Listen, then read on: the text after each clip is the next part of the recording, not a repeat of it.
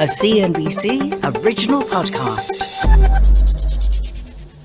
Early in his career, Lloyd Blankfein was constantly judging the room and himself. Who shall I be this time? How shall I sound this time? He grew up in public housing in Brooklyn and arrived at Harvard feeling like an outsider. Then came the decision that would shape the way he carried himself for the rest of his career. Somebody put his hand on my shoulder and said, "Lloyd, you may think you're changing, but everybody knows exactly who you are." And so I decided I might as well go with it because I'm not fooling anybody anyway. For the future Goldman Sachs CEO, that meant stopping the performance and becoming more comfortable with who he was. I think what's prized most in the world, whether people acknowledge it or not, is, authenticity. But as he rose through the firm, Blankfein also had to learn another lesson. To be a good teammate, you have to not only take criticism, but you have to be a little softer when you give it. These are Lloyd Blankfein's executive decisions.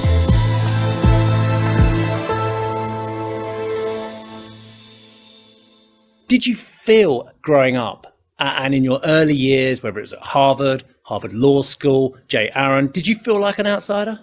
Well, I did. I wasn't a lot like my classmates. I came from public housing, and I went to Harvard, and I had roommates that had gone to private school. Yes, I was an outsider. I was a striver. And in my experience, when I meet other people who are in senior positions all over, if you unpack their stories, they kind of were that way too. I think it's helpful in some ways.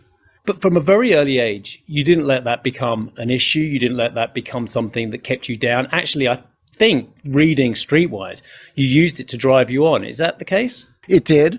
And it gives you perspective. It also delivers you a higher EQ, emotional quotient about people, because you learn to read the room better, because you're always very conscious, less about what you're communicating and really what the other person wants to have. You become a little bit more of a pleaser, and that helps you. I go into a room and I'm thinking, how am I being perceived? And conscious, you may not hear it as much as other people do. I have a kind of an outer borough, New York City kind of an accent. I once said, who shall I be, who shall I be this time?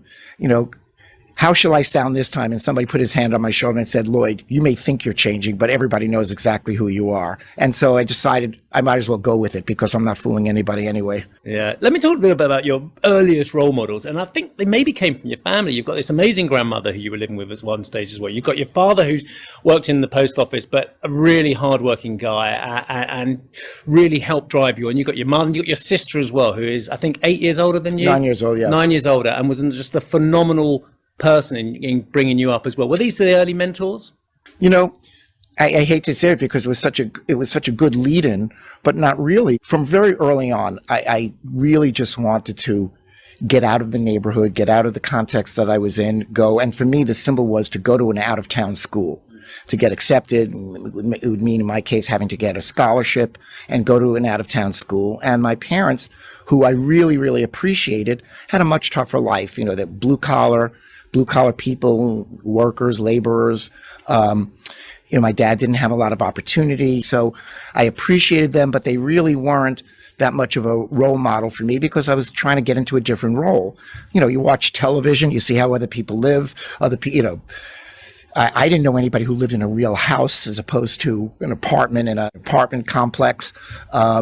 But I aspired to all these things that you saw, and so I worked towards it. So it was you that drove yourself, not anyone particular in your early childhood or your developing years. I felt that way. I can't think of anybody who I aspired to be. I didn't know anybody growing up whose father went to school went to work in a suit, or wore a tie. I didn't have that stuff, so I always tried. I didn't affect that stuff. I just wanted to leave where I was. So for you to get to Harvard and then Harvard Law School purely on the back of your own drive, that is quite an incredible thing. I was always driven that way. My high school didn't have a college office that would prepare you to apply to colleges. I went to a different high school just to go to their college night, and there was somebody manning a booth who was representing Harvard, and he gave me an application, he chatted with me, and I filled it out. I filled it out like you'd filled out a landing form when you were coming into a country. These were meant to be essays, and I just wrote it off my head.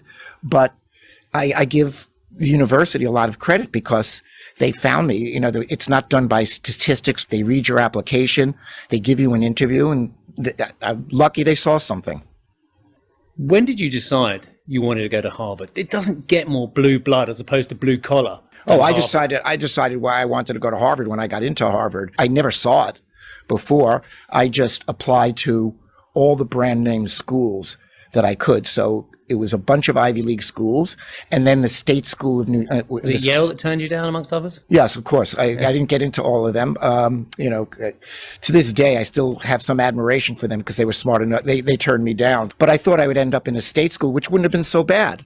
And then freakishly, I got into a couple of these Ivy League schools, and that was a big moment, and there was a lot of apprehension associated with it. I hadn't met anybody who'd gone to a school like that. But you yourself felt like you were trying to fit in. You were buying Lacoste t-shirts to fit in. You were trying to buy the right suit, the right sports jacket to fit in as well. And then when you were going to friends' homes, you were like, wow, this is phenomenal. I didn't know people live like this. But when you brought them back, you felt very self-conscious, didn't you? I did. And, and then I felt embarrassed with my friends. And then later in life, I felt embarrassed about having been embarrassed because that was terrible, because I felt, was I being fair to my family and those feelings. And now I decided that I'm not going to be so hard on myself. And it's just a kind of a normal thing. Right. I'm going to spin forward now. You've got your undergraduate degree at Harvard.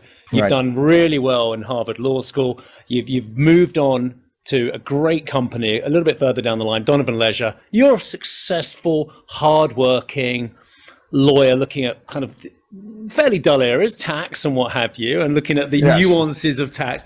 But you've made it. Why on earth did you look to throw all that away and becoming a trader or a salesman at a small brokerage? Commodity. Well, I was working at that job, but I didn't love the job. And for me, it was a chore. And so I said, and again, I was living in New York. New York is a very finance-oriented town.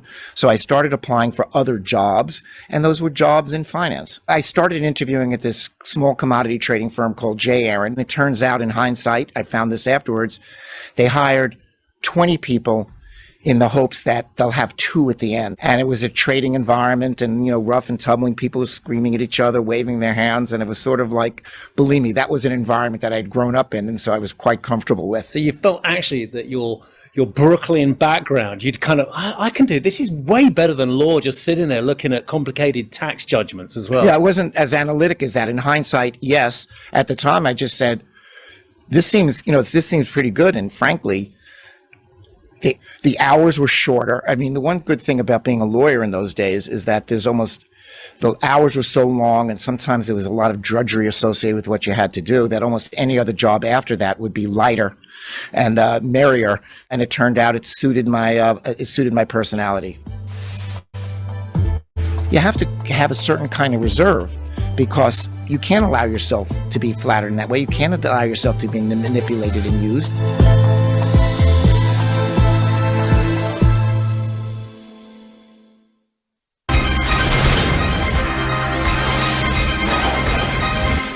Listen to CNBC on the move with the CNBC app. A check on how Europe is set to open the trading day. Real-time market updates. A lot of strong numbers this morning.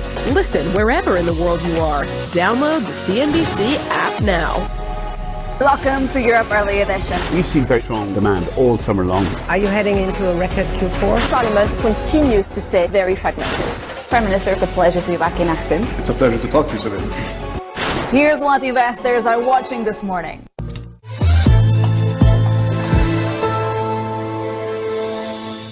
You were 36 years at Goldman's, J. Aaron. And it seems to me that you spent at least the first half of that career trying to justify the J. Aaron operation to what was a very well-established investment banking operation at Goldman Sachs. You guys were always pushing against a glass ceiling, or the Goldman's guys were on a better floor, and you guys were in a different building, and you had to convince Goldman's that actually this was the way forward to become a bigger operation. Well, there was a bit of a cultural difference between the firm J. Aaron that I joined, the relatively small commodity trading firm, which consisted of a lot of people who were streety. Not all of them had been to university. And it was people who would kind of work their way up. A good entry-level job at J. Aaron was to be the driver for one of the co-senior partners of the firm.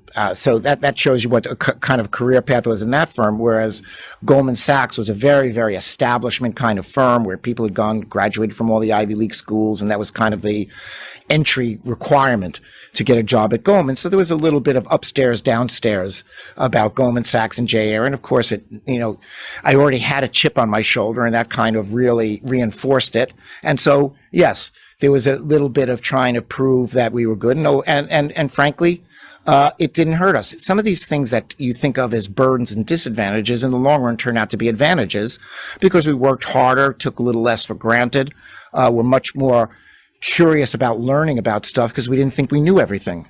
Were you successful sometimes in spite of yourself? A little bit later on, you had to take on 360-degree performance reviews. And time again, people say that you were very combative, you didn't always listen to them, you talked over, sounds a bit like myself at work to be fair, but you talked over them. Did you, were you successful in spite of yourself sometimes? I put in a review, this is a 360, like all, 20 different people, some report to you, some are over you, comment on you, and somehow they all came up with 20 synonyms for this guy really needs to change his behavior. Tough. I know people who are in very, very high senior places, and I think, boy, that person must have been voted most likely to succeed in kindergarten and every year since then. And there's some people who are later bloomers and who never thought themselves, and I was sort of in that latter category. In my life, I've met some very, very accomplished, very, very smart people. But people throw the word genius around very, very easily. I've met people who've worked hard, who've done well, who had lucky opportunities, and give them credit. They took advantage of those opportunities, but they weren't geniuses. They just applied themselves. They had their ears open. They had curiosity about the environment around them, and they saw things, and they went through little doors that other people wouldn't have seen.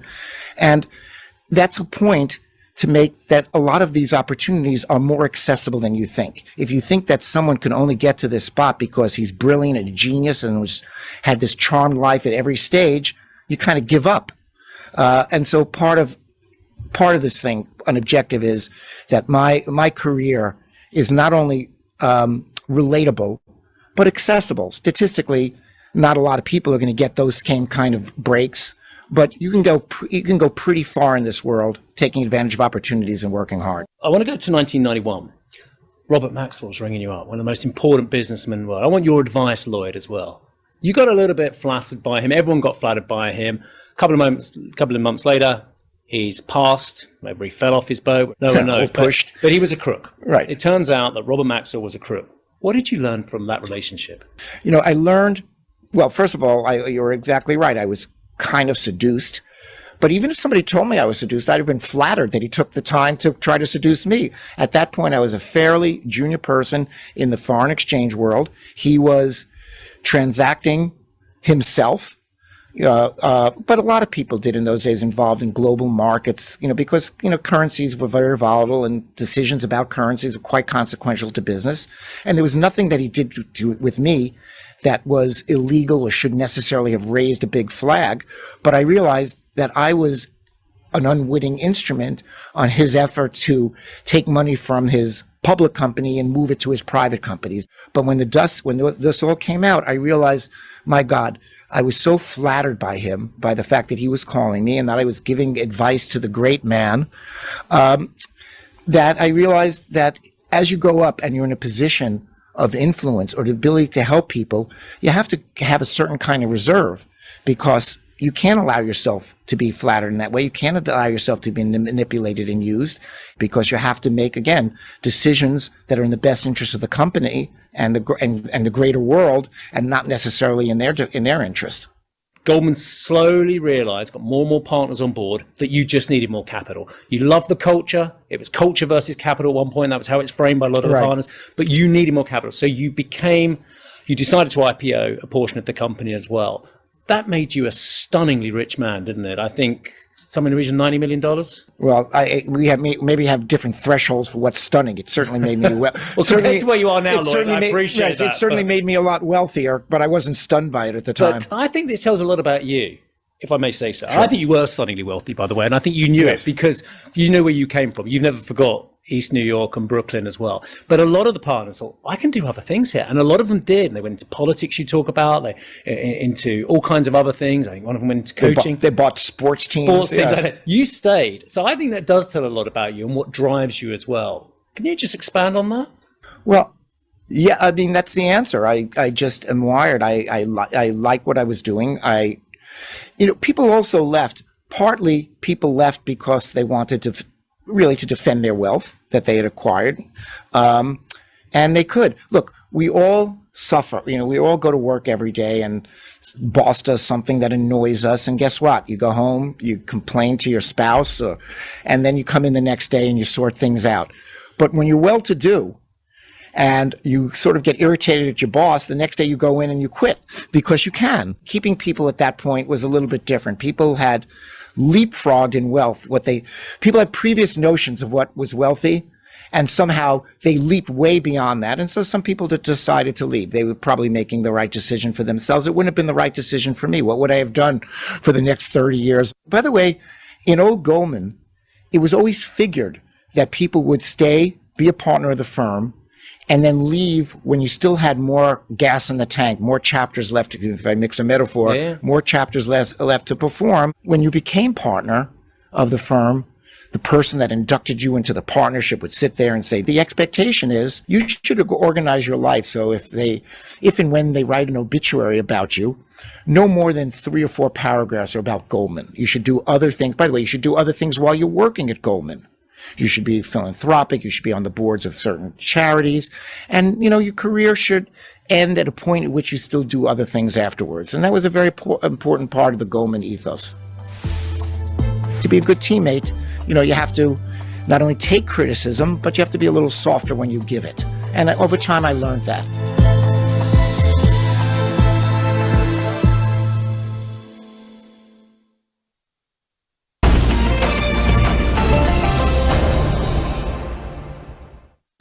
Crucial market coverage, actionable insights, can't miss reporting that'll impact the tape and your money now. Be here when the opening bell rings. Squawk on the Street, streaming on CNBC+.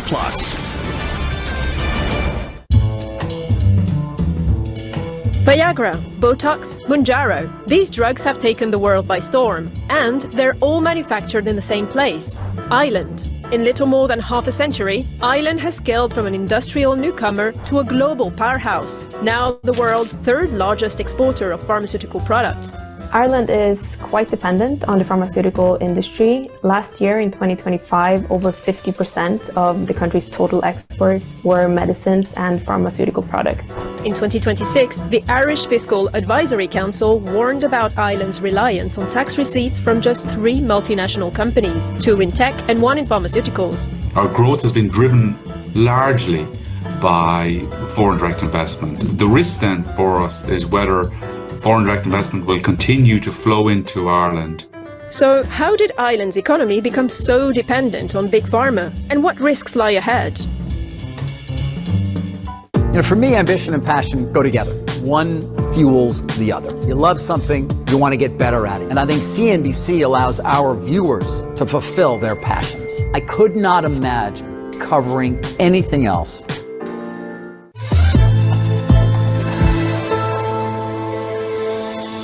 In 2006, you became the CEO. You took over from Hank Paulson. You became his heir apparent. You were like the COO. You like being the COO because you didn't have the same legal liabilities on the result statements as well. When did you make the decision, I'm going to be the CEO? I became the COO, but working for somebody who was still youngish and still was going to stay in the firm for a longer time, short of being hit by a bus or something else. And then guess what happened?